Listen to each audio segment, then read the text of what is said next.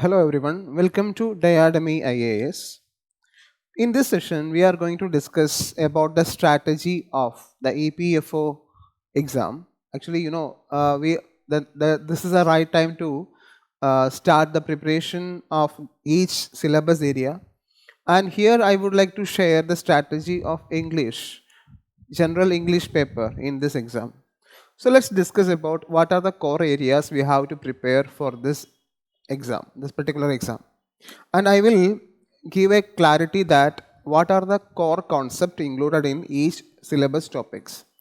So this is what we are going to discuss now. So I am giving the list of topics in the syllabus. How can we analyze this topic and how can we prepare this topic based on it?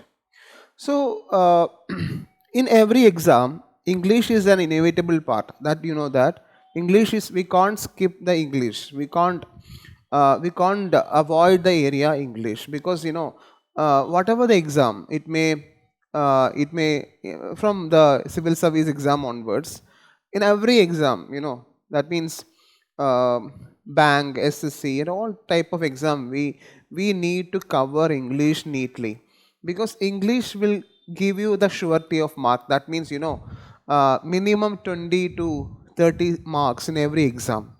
So if you are very thorough in English and the concept, we can easily uh, score a good mark from English area, because there is a surety in that area. The concept, the grammar and the concept almost the same, and the only change will be in the case of vocabulary, synonym, antonym, idioms, and all these. But comparatively, we can say that all the concept, including the grammar area, all these are we can easily prepare and we can easily score a better mark in this exam.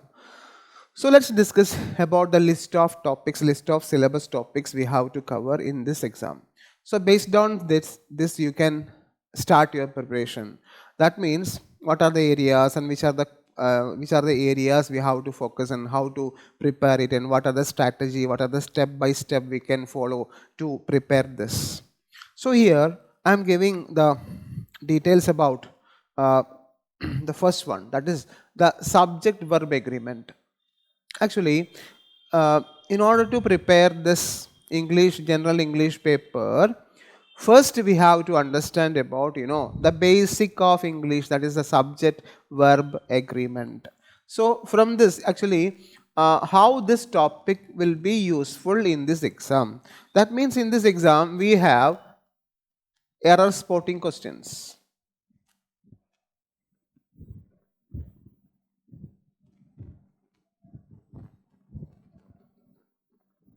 We have error spotting questions.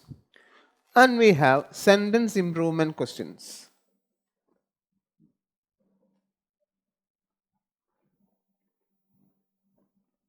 Okay.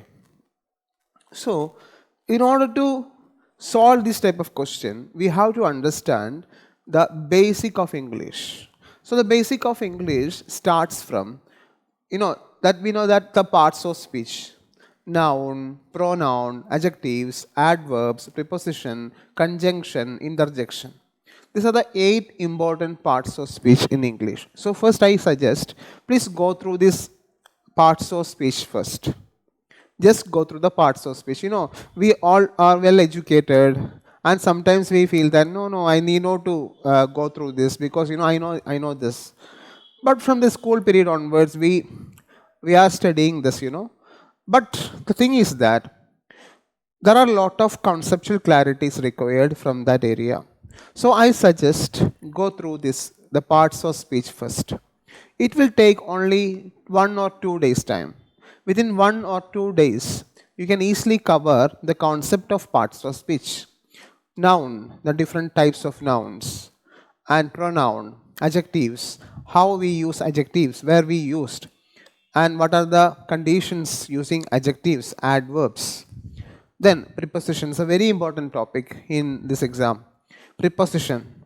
That means in English we have 150 prepositions, but it is impossible to study this 150 prepositions. But I suggest that you have to follow the basic, we have to refer the previous questions at the same time, that means the approx, 50 plus preposition is enough. You can prepare only 50 prepositions like in, on, at, with, between, since, for, like that. We have to prepare minimum, just go through the 50, only 50, 50 prepositions. So that's what I would like to share. So here, this subject verb agreement part, we will get a lot of questions in the area of error spotting and sentence improvement. So here, let's discuss about what are the important points we have to cover to study this part. That is, subject agreement, verb agreement means that you have to prepare about what is subject, what is verb, what is object, then what are the single subjects, what are the plural subjects, then if it any countable or non-countable, and so this type of simple aspect you have to study. You can start from the subject verb agreement. That means it's a part in parts of speech. So this is the first important point you have to understand. And the next is tense. Is very, very important. Okay, tense. Actually, tense is the core of English. Undoubtedly, we can say that tense is the core of English. Why tense is the core of English? Because tense means verb. Okay, so verb means, this verb will indicate the actions. The verb will show an incident happened or not. And this verb will give us the idea that what the subject is doing now and what was the subject and what will be the subject. So like that, tense is an integral part or the very inevitable part in general English paper. So you have to thoroughly prepare tense, the concept of tense and the formula of tense. That means we know that there are 3 tenses and each tense is subdivided into 4, and you have to prepare all the formula of tense. The simple present, what are the formula of simple present, what are the formula of present continuous, what are the formula of present perfect. Like this, you have to prepare each and every tense with a crystal clarity that I would like to suggest. So here, the verb, based on the verb, we have past, present and future. So you have to focus on the 3 tenses here. So this is another important part in the syllabus, tense. And I suggest that not only tense, you have to understand what are the adverbs used in each tense. Frequency or frequently adverbs. Okay, so that's also you have to understand, because most of the questions are like, the questions will be based on, we have to identify the mistake in the given question, if it is the questions from error spotting or sentence improvement. So focus on the errors. In order to understand the error part in a particular sentence, we have to be very thorough in the conceptual. Actually, conceptually, the conceptual clarity is required. Okay, then, so you have to focus on the tense, that is present, past and future. So that is the second core important area in the syllabus. So I suggest go through the tense. At the same time, I would like to suggest that, you have to study the formula of tenses. What is formula of tense? So that is the main important point. That means when you are strong in the formula of tense, you can easily identify the mistake. For example, simple present tense, we have subject plus verb, s or base form. Then present continuous, subject plus is, am or are plus ing verb. Then present perfect means what? So this is the formula. Okay, so study it. Then present perfect subject plus has or have plus V3. Okay, and the next one, subject plus has or have plus been plus ing verb. Okay, so like this, and we have the past also. Like this, all this you have to study. For past, subject plus ed verb, and past continuous, subject plus was or were plus ing verb. Correct? Then next one, subject plus had plus V3 verb. And next one, subject plus had plus verb plus had plus been plus ing verb. So in this way you have to prepare all the formula. That's what I would like to share, that the tense is very important part in this exam. So prepare, focus on tense in order to solve the error spotting sentence improvement questions. Okay.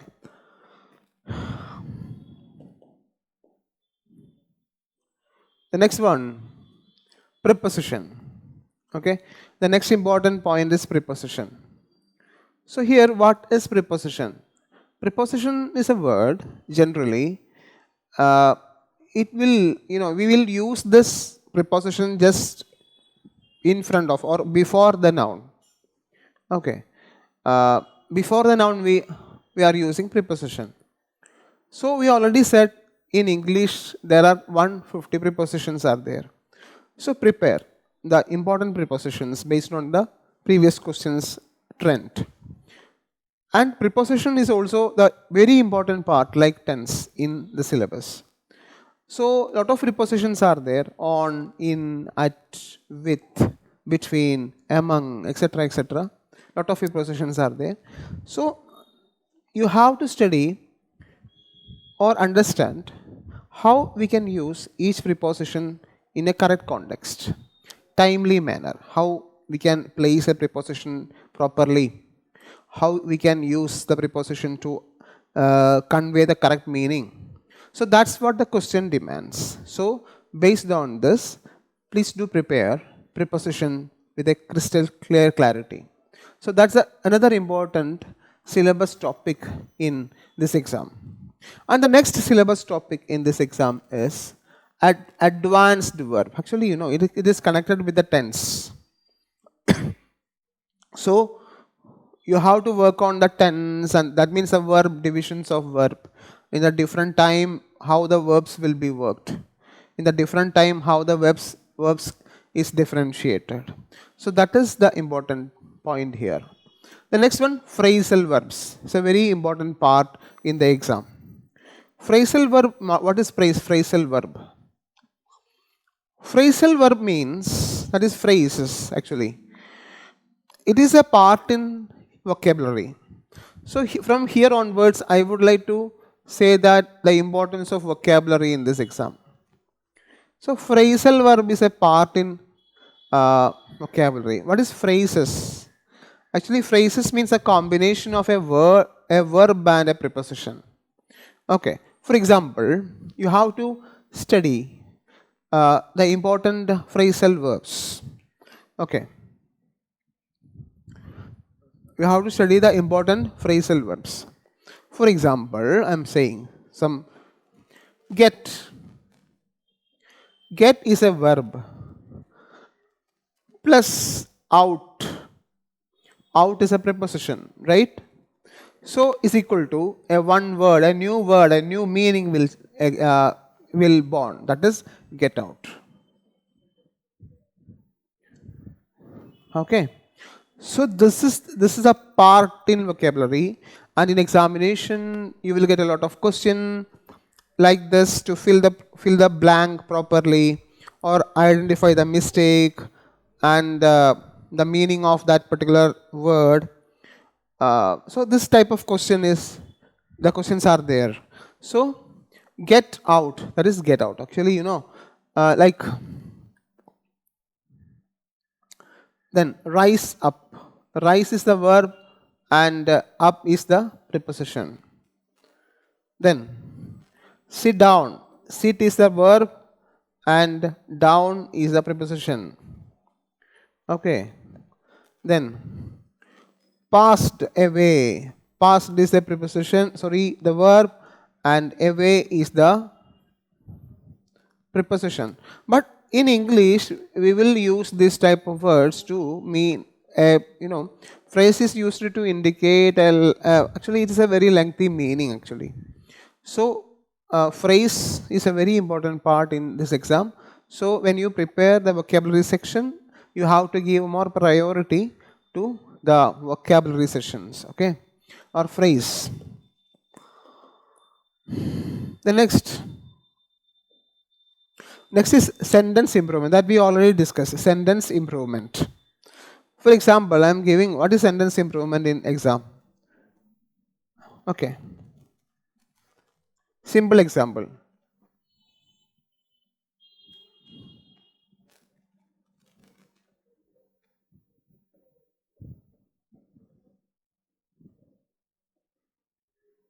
Okay. He eat sweets daily.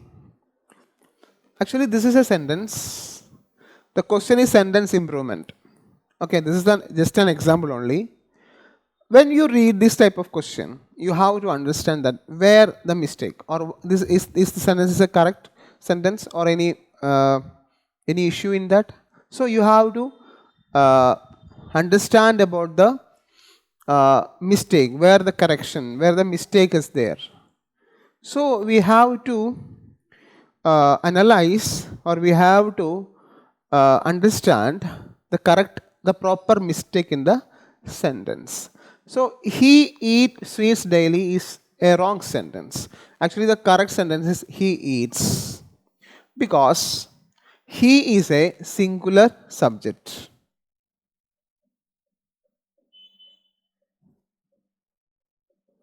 Okay, he is a singular subject. Singular subject always used with S form in present tense. And this sentence indicates that a habitual action, a repeated action, or a daily action that we have, the daily is there. So daily is actually, I drink coffee. I drink coffee every day or daily. It means, the sentence gives a meaning that I am doing this regularly. It's my habit. So that's what this type of sentence we will write in simple present tense. That means the subject, if the subject is singular, we have to use the S form of the verb. Okay. Then, so this is what the sentence improvement part in this exam. So, in order to practice this sentence improvement, I suggest you have to read some, English articles, just like the Hindu. Okay, you can. So when you read a paragraph, take a little bit of attention to that and read carefully, read slowly. So you will get an idea that how the sentence is arranged, in that. So this is the simple technique. That means English will be comfortable. Actually, we can use English with the help of reading and practice, actually writing and reading. That's the only way. So when you read English newspaper and all, please give just a little bit importance to the sentence framing or sentence structuring. So that's what the sentence improvement section. And also, sentence improvement and error spotting is same actually. There are a lot of similarities are there. Error spotting also means that they will give, actually what is the difference of error spotting and sentence improvement in syllabus? Error spotting means they will give A, B, C, D, E like that, or 1, 2, 3, 4 like that. Okay, so I am giving the example. The same word, sorry, the same sentence I will write like this. He eat seeds. Okay, this is what error spotting. They will give a sentence. That sentence, actually the sentence, we have to identify which part of the sentence is in any problem in any part of the sentence. So that is error spotting. But in case of sentence improvement, they will not give the clue and they randomly give the sentence, and we have to read and understand where is the correction required. So in error spotting, they will give A, B, C, D or 1, 2, 3, 4, and we have to understand which portion, here, here or here.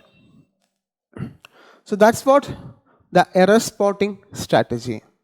So both error spotting and sentence improvement part, the preparation strategy is same.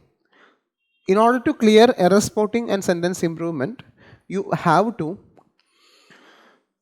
be thorough. You have to be thorough in the basic grammar. Okay. The next one, reading comprehension. Reading comprehension is a very important part. We know that we have the reading comprehension in civil services CSAT, and every bank, SSC, every exam. Now this time we can say that reading comprehension is common in almost all exams. So for reading comprehension, what we have to do? Okay, in reading comprehension, we have to read. Actually, I suggest that some strategies are there. So different types of questions in reading comprehension. Generally, in this exam, the questions, the passage will be very short, and you have to read the question first.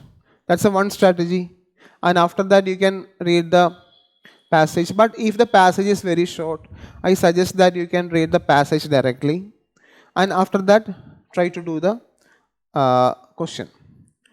But here, so that's what the relevance of vocabulary here. But here I would like to say that practicing the reading comprehension part, you have to improve, or you have to give a little bit attention to improve your vocabulary, because in most of the questions they will give some strange words inside the passage, and it will it will make confusion. Okay, that we will think that so because that word will be connected with the another concept, the very next sentence or concept. So I suggest, please make sure that you are doing something for the vocabulary improvement. So I suggest daily you can 10 words or 5 words you can study. So that also good for the vocabulary section. In this exam we have vocabulary section also there, synonym, antonym, idioms and phrase. Okay, so daily, I suggest daily 5 to 10 words. Please read daily 5 to 10 words. It's good for your vocabulary enrichment. Then synonym, antonym.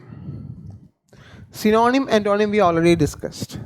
So synonym, antonym case, I suggest the same. That means when you read the Hindu or read some articles or any magazine, or with the help of the previous questions, we can understand that what are the trend of the question. Actually, in vocabulary we can't predict what will be the question, but we can study the preparing vocabulary is very easy. It's a very easy task, easy job. Actually, that means when you read a word, you will get an idea that in the next word will be like this only. So we will guess generally that when we discuss a particular word. So synonym, antonym, we can study that you can prepare together. That means when you read about a word, just Study the just opposite word. You can just think in your mind. You need not to search and you need not to collect the dictionary and all. So basic common sense. So that is a strategy you can use here. Next is idioms and phrase, one word substitutions. It's a very another important part in this exam, idioms and phrase. So this also idioms and phrase I suggest, and in our series of session I will give 300 plus idioms that is based on PYQ. Okay, that the most repeated idioms that I will discuss. So it's more than enough. Then one word substitutions. What is one word substitutions? One word substitution means a word, they will give a sentence and we have to identify the one word for that sentence. Okay. So all these are connected. So in the first part, so we can divide the question into two. One is the basic level based question. That means we have to understand the basic grammar like parts of speech, subject verb agreement, tense, preposition, list of conjunctions, etc., etc. And based on this we have to prepare direct and indirect speech. Then this is the strategy, this is the pattern of question, this is the trend of question. So based on this syllabus we can start the preparation. So this is what I would like to share about the syllabus part of this exam. Thank you.